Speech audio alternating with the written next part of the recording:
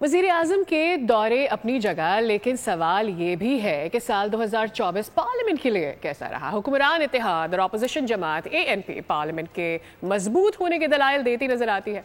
Opposition की दो बड़ी जमातें PTI और JUI पार्लियामान की वक़्त खो देने के मौक़िफ़ पर एक पेज पर दिखाई देती है। डिप्टी ब्यूरो चीफ अली शेर ने एक रिपोर्ट तैयार की, आपको दिखा दें। 2024 में पार्लियामेंट मजबूत हुई या कमजोर, हुक्मरान इत्तेहाद की तारीफ, अपोजिशन ने की तनकीद। साल 2024 में पार्लियामान मजबूत हुआ, ये अल्फाज मुस्लिम लीग नून के रुकन कौमी असम्बली बैरिस्टर अकील के हैं। वो कहते हैं PTI ने मज़ाकरात के लिए हामी भरी, इसका मतलब पार्लियामान मजबूत हुई।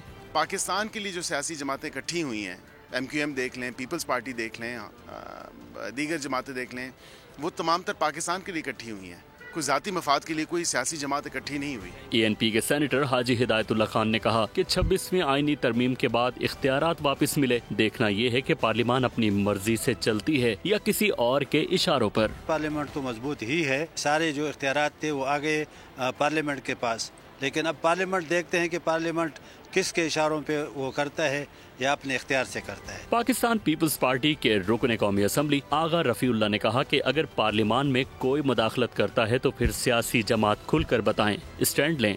ये सियासी पार्टियों का इशू है, सियासी पार्टियों को स्टैंड लेना चाहिए। अगर कोई कुव्वतें या ताकतें ऐसी हैं जो उनको डैमेज कर रही हैं या उनके अरकान, तो वो खुल के बात करें। JUI के मौलाना अब्दुल गफूर हैदरी हों या PTI के senior doctor Humayun Mahmood assembly को जाली करार देते हैं। 2024 के जो इंतखाबात थे वो बिल्कुल हमने मुस्तरद कर दिया था, और अब भी हम कहते हैं कि ये बोगस था, ये फराड था, ये कौम के साथ एक धोखा था। बहुत कमजोरी, पार्लियामेंट ने अपनी वक्त खो दी है, पार्लियामेंट नहीं रही।